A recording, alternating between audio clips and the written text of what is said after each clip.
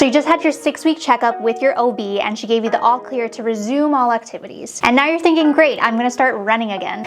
Not so fast. Hi, I'm Kylie, a pelvic floor physical therapist that specializes in prenatal and postpartum exercise. Let's get into it. First, running is something that we have to train for. So if you're 12 weeks postpartum, which is the general timeline for return to running, and you have not been doing any strength training, I would not advise you go out for a 3-mile jog. First and foremost, rest and recovery during this critical time is so important. Your body just went through a significant event, whether you had a vaginal or a cesarean section delivery, and making sure that you are prioritizing rest is so important. Now is not the time to push yourself or to just work through discomfort. Doing so could make symptoms worse or create symptoms that weren't even there before, like leaking or prolapse. Next, introducing gentle movement is key. And these are the types of things that I do instruct people to do prior to that 6-week checkup. These are things like breath work, mobility work, and gentle pelvic floor and core contractions. I'll make a video on this and link it down below. And lastly, you need to strength train in order to get back to running. Running is a high impact sport. Every time your foot hits the ground, your core, your glutes, and your pelvic floor need to engage in order to support your joints. On the pelvic floor side, keep you from leaking and worsening or creating prolapse symptoms. And that's going to be that feeling of a heaviness or a bulging sensation in the vagina. So there are certain tests and criteria that I like to see my clients do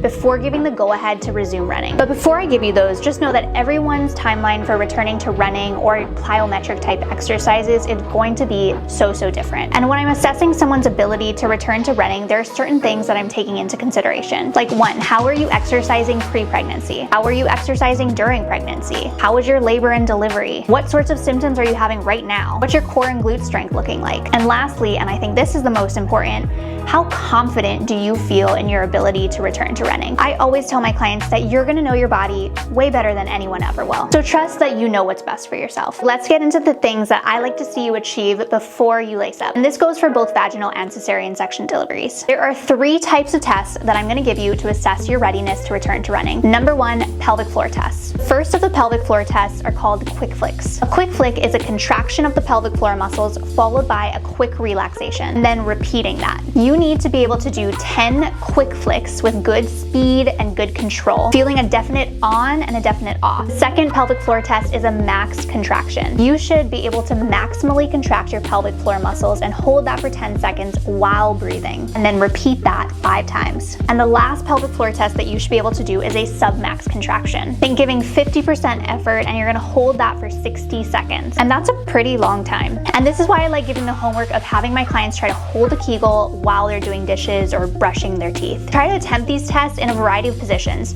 laying down, seated, and standing. The second type of tests are core and glute tests. The first test is a proper contraction of your transverse abdominis muscle, your deep core layer. And you properly engage this muscle while breathing. Second is 20 single leg glute bridges on each side, followed by 20 single leg sit to stands, just tapping your butt down and not sitting down all the way, 20 single leg calf raises on each side, and lastly, a 60-second Captain Morgan. Personally, I think this is the hardest one. With all of these tests, I'm looking for full completed reps, level hips, proper form, good ab engagement, good breathing mechanics, and no pain. And especially no symptoms of leaking or pelvic heaviness. Okay, and lastly, the third final test is functional tests. With each of these tests, you should be experiencing no leaking, no pain, no feelings of heaviness. Number 1, a 30-minute walk. Number 2, a 30-second single leg balance. Number 3, 10 single leg running mans. Number 4, 10 single leg squats. Number 5, jog in place for 1 minute. Number 6, 10 4 jumps. And number 7, 10 single leg hops. And again, the symptoms that are going to tell you that you may not be ready to return to run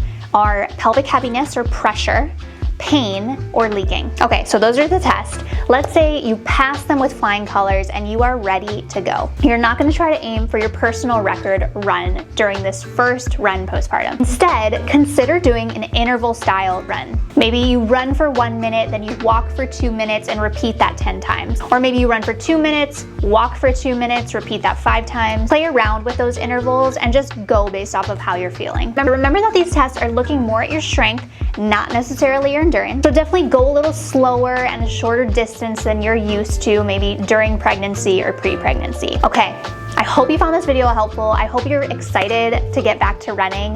Let me know if you have any questions and I will see you in the next one.